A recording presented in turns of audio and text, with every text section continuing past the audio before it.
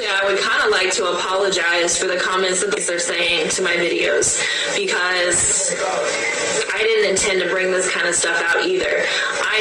When I learned this, something inside of me was pulling at me and was telling me to put this out there. And so I did it because, like I said, something was telling me to do it. So I did. And like I said, as far as waking up the race, I don't know. Maybe given time, some people will stumble on my video and they will be just as ignorant as I was, and it'll help wake them up to see the truth. So that's what I'm hoping. So, second of all, I do want to clarify too that I know that the black people that are here in the United States now are not African. I know that. The term African American is what has pinned on them. Basically, I feel to try to keep hiding their true identity. They want them to think they're African, so they won't find out who they really are. So I know, and I wanted to clarify that I know the black people here are the true Hebrew Israelites. I know that. So let me just get that out there and clarify that. Also, something interesting that some people may not know is that actually Africans, they don't like the black race that's over here. They don't like them. They hate them.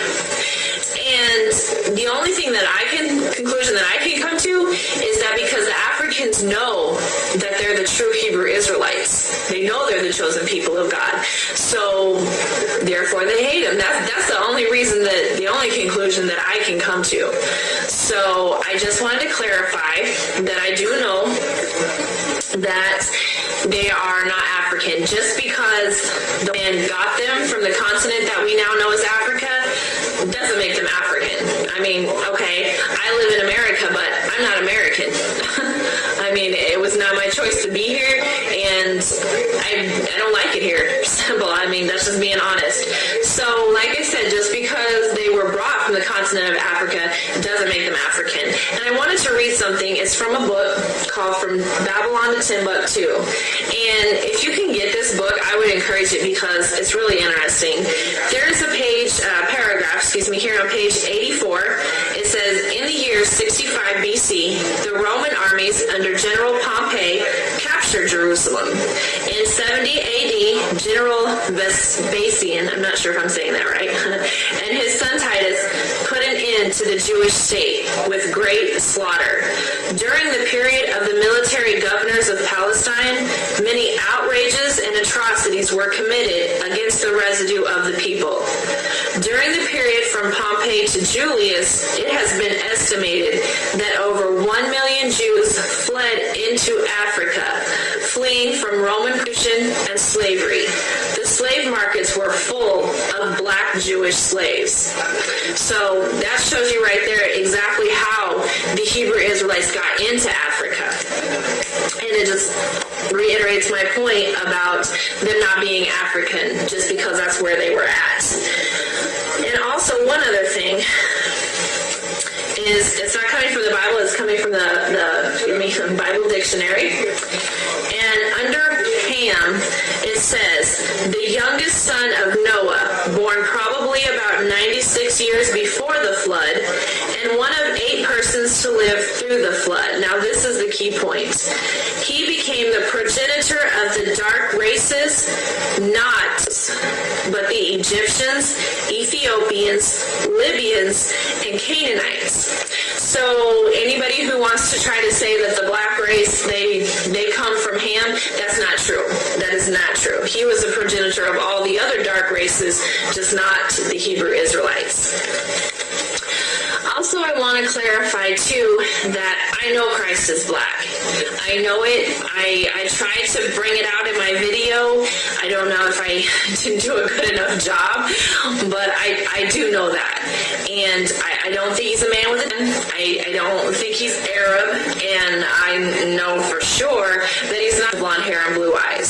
So I also wanted to let everybody know I know Christ is black. So just wanted to get that out there. And lastly, some comments about, just girl's trying to worm her way in. That's not my intention either. I'm not trying to come in at the last minute and say, oh, let me grab onto the coattails of the Israelites and maybe I can get in too. It's not going to work that way. What the Most High has prophesied will come to pass. And he has prophesied that I will be a maidservant in the next life. So the Bible says he's never changing. So no matter what I come in and say or do at the last minute, it's not going to change that. He's prophesied I will be a maidservant. That is what I will be. And honestly, I don't care. That is fine. Whatever the Most High sees fit for me is fine with me, as long as the Israelites get their justice. Because, like I said in my last video, if this had happened again, people, then they would want justice. You know, it's only fair. People made them slaves in this life, so the next life, they should get their justice. And so, like I said, what the Most High has in store for me is fine. It's fine, trust me. As long